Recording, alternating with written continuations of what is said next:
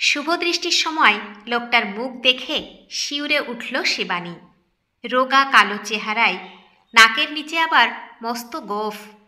লোকটার নাকি 34-35 বছর বয়স। এর মানে শিবানীর থেকে 14-15 বছরের বড়। মা গো, জুলজুলে চোখে লোকটা তাকিয়ে আছে শিবানীর দিকে। ভয়ে চোখ বন্ধ করে ফেলল সে।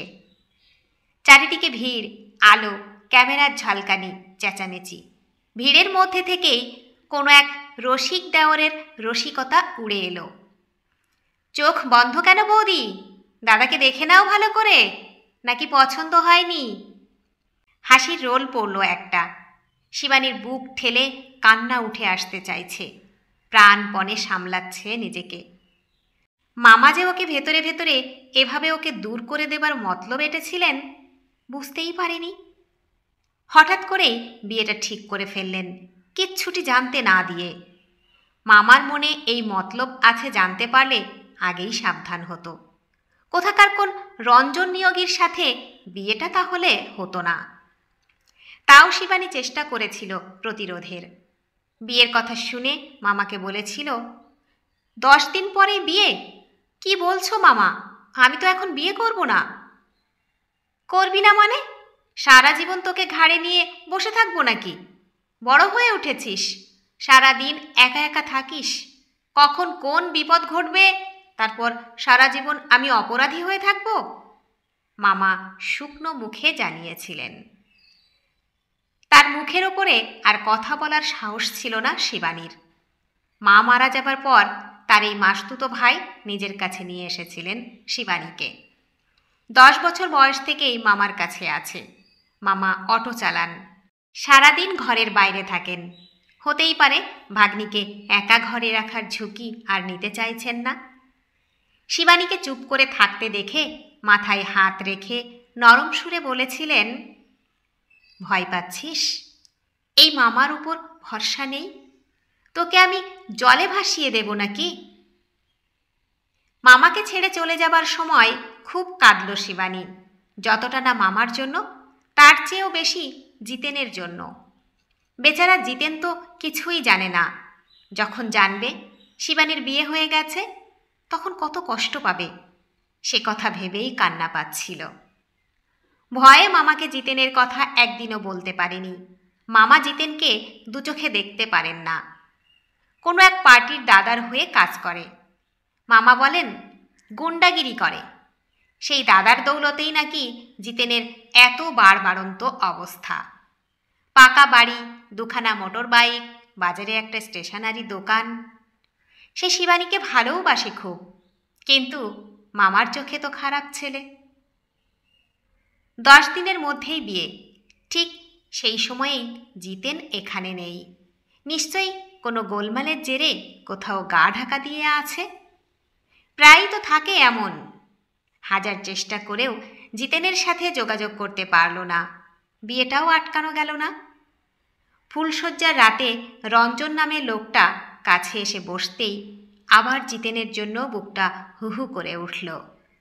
জিতেন যখন রংচঙে জামা গায়ে দিয়ে, চুলগুলো পেছনে উল্টে আছড়ে, রোদ চশমা চোখে দিয়ে বাইকে চেপে ছুটে চলে, তখন বাইকের পেছনে বসে ওর কোমর জড়িয়ে নিজেকে হিন্দি সিনেমার নায়িকার মতো ভাবতে কত শখ ছিল।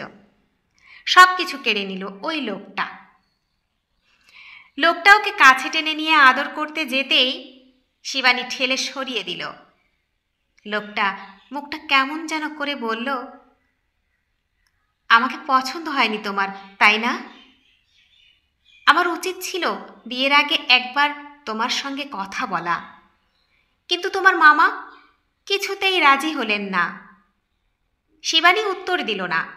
লোকটাও চুপ করে বসে থেকে শুয়ে পড়ল এক সময়। দেখতে দেখতে চলে গেল কতদিন, তবু শিবানীর বুকের ভার কমল না। বারবার জিতেনের কথা মনে পড়ে, কাঁদতে ইচ্ছে করে। লোকটার সামনে কাঁদতেও পারে না। এতদিনে শিবানী বুঝেছে লোকটা খুব কম কথা বলে, তবে শিবানীর খেয়াল রাখে খুব। চোখের দৃষ্টিতেই বোঝা যায়।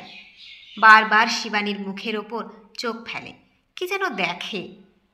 তারপর বলে, কি গো, মন খারাপ? চলো বাইরে থেকে একটু ঘুরে আসি, দেখবে মন ভালো হয়ে যাবে। শিবানী জেদ দেখায়, যায় না। লোকটাও আর কিছু বলে না, চুপ করে থাকে। রঞ্জন বাড়ি থেকে বেরিয়ে রাস্তার মোড়ে অটো লাইনে এসে দাঁড়ালো। অফিস যাওয়ার তাড়া রয়েছে। শিবানীর মামা শঙ্কর অটো থেকে নেমে কাছে এসে দাঁড়ালেন।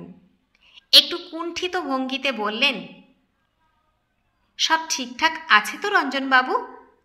শিবানী সংসার করছে মন দিয়ে? সব ঠিক আছে, আপনি শুধু আমাকে আর রঞ্জনবাবু বলে ডাকবেন না, রঞ্জন বলে ডাকুন, ভালো লাগবে। শঙ্কর হাসি মুখে তাকিয়ে রইলেন। ভারী ভালো ছেলেটা। এই ছেলেটাকে প্রথম দেখার পরই খুব মনে ধরেছিল। দীর্ঘদিন ধরে অটোতে কত রকম প্যাসেঞ্জার নিয়ে আসা যাওয়া করছেন, কত রকমের লোক দেখেছেন। সেই অভিজ্ঞতায় তার মনে হয়েছিল রঞ্জন বেশ ভালো ছেলে।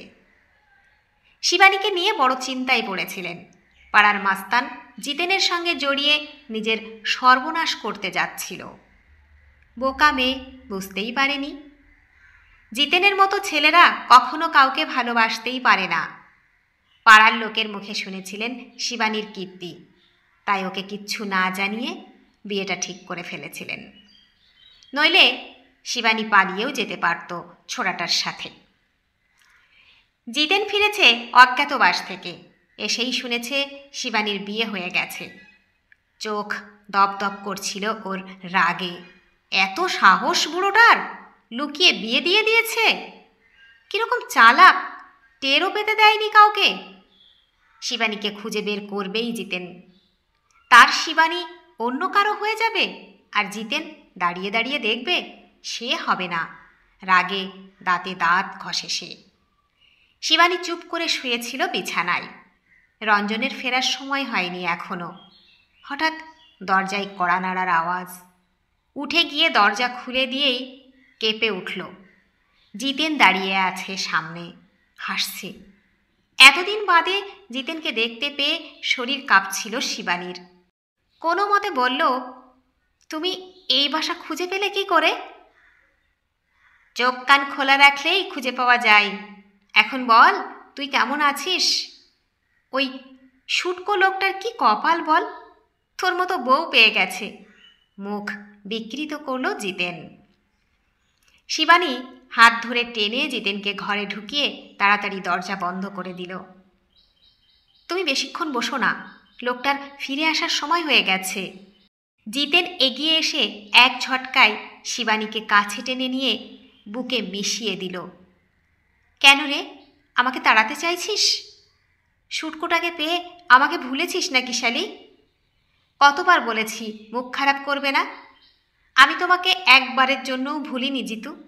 মামার মুখের ওপরে কিছু বলতে পারবো না বলেই বিয়েটা করতে হয়েছে।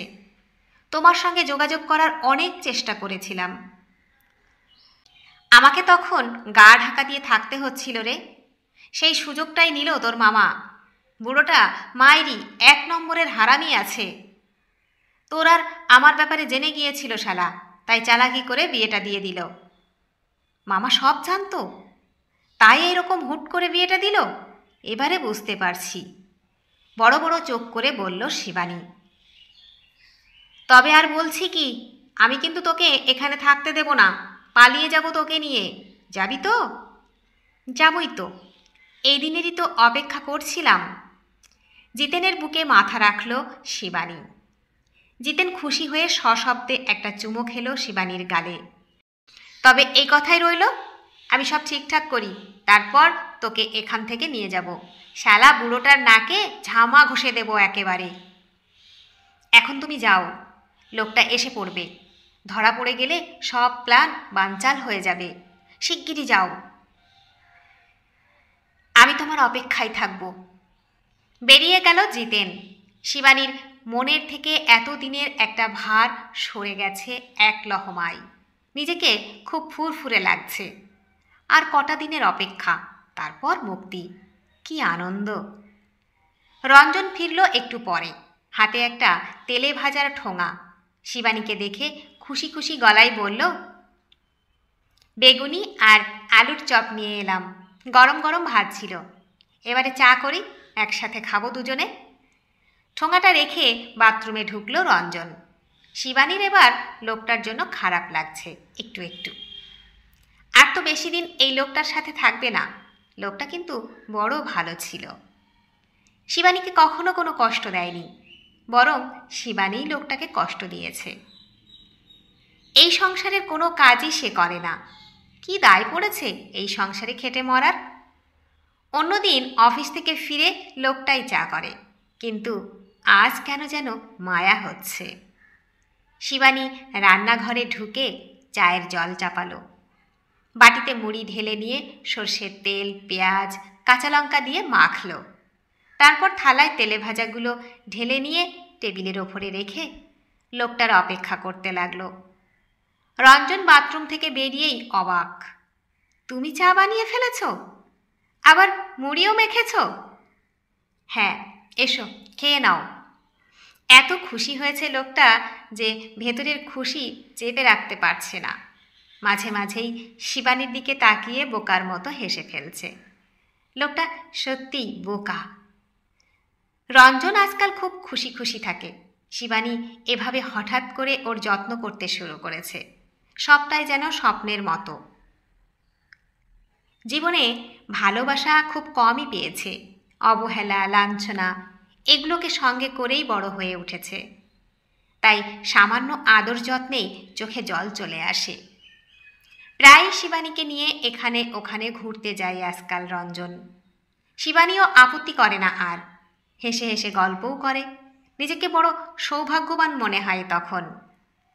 এক সকালে অফিসে বেরোনোর আগে রঞ্জন শিবানীকে বলে গেল, অফিস থেকে ফিরে তোমাকে নিয়ে একটা সিনেমা দেখতে যাব, রেডি হয়ে থেকো। আলমারিতে একটা নীল রঙের প্যাকেটে আমার ইস্ত্রি করা জামা রাখা আছে, বের করে রেখো, ওটা পরেই যাব। ঘাড় নাড়ল শিবানী। মাঝে মাঝেই গলার কাছে একটা কষ্ট ডেলা পাকিয়ে ওঠে। এত ভালো মানুষটাকে ঠকিয়ে কি ঠিক কাজ করছে? লোকটা বড্ড দুঃখী। কথায় কথায় একদিন শিবানীকে বলেছিল, ছোট্টবেলায় আমার মা মারা যান শিবানী, বাবা আর একটা বিয়ে করেন। সেই নতুন মা আমাকে দু চক্ষে দেখতে পারত না, গালিগালাজ, মারধর এসবে অভ্যস্ত হয়ে গেছিলাম, প্রায় খেতেও দিত না। বাবা সব জেনেও চুপ করে থাকত।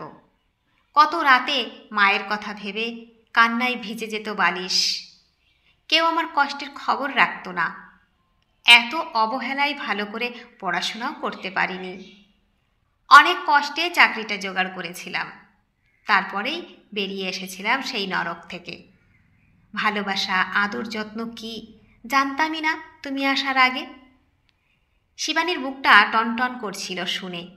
বেচারা জানেও না শিবানী থাকবে না আর বেশি দিন। রঞ্জন বেরিয়ে যাবার পর চুপচাপ ঘরের কাজগুলো সারছিল শিবানী।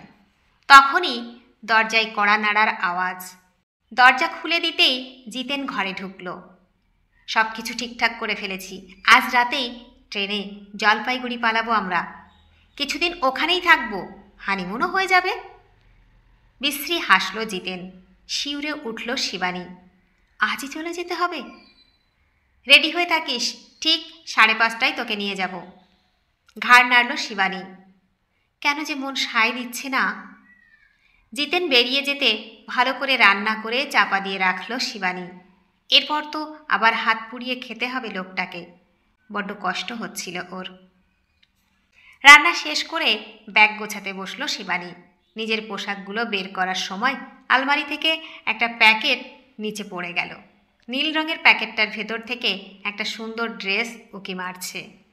কৌতূহলী হয়ে প্যাকেটটা তুলে নিল। ভেতরে একটা কাগজ দেখা যাচ্ছে। বের করে ভাঁজ খুলে দেখল, লেখা আছে, প্রথমবার তোমার জন্য কিছু নিয়ে এলাম, পছন্দ হলে আজ সিনেমা যাওয়ার সময় এটাই পরো, ভালো লাগবে আমার।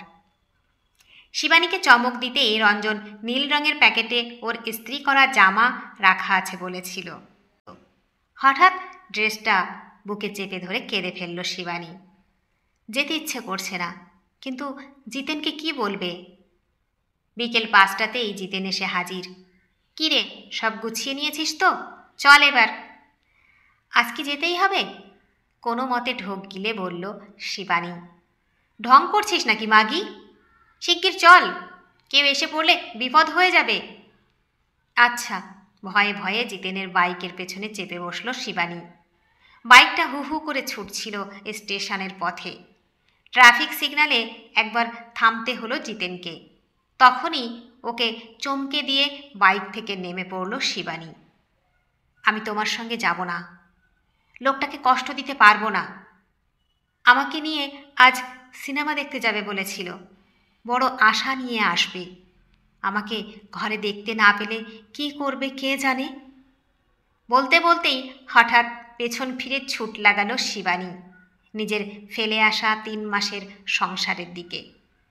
পেছনে হতভম্ব হয়েছিল জিতেন। হুঁশ ফিরে পেতে একদলা থুতু ছিটিয়ে দাঁতে দাঁত ঘষে বলল, বেঈমান। বন্ধুরা, গল্পটি যদি ভালো লেগে থাকে তাহলে প্লিজ লাইক, কমেন্ট ও শেয়ার করতে ভুলবেন না। আর নতুন বন্ধু হলে অবশ্যই সাবস্ক্রাইব করে সঙ্গে থাকবেন। আশা রাখছি। ধন্যবাদ, ভালো থাকবেন।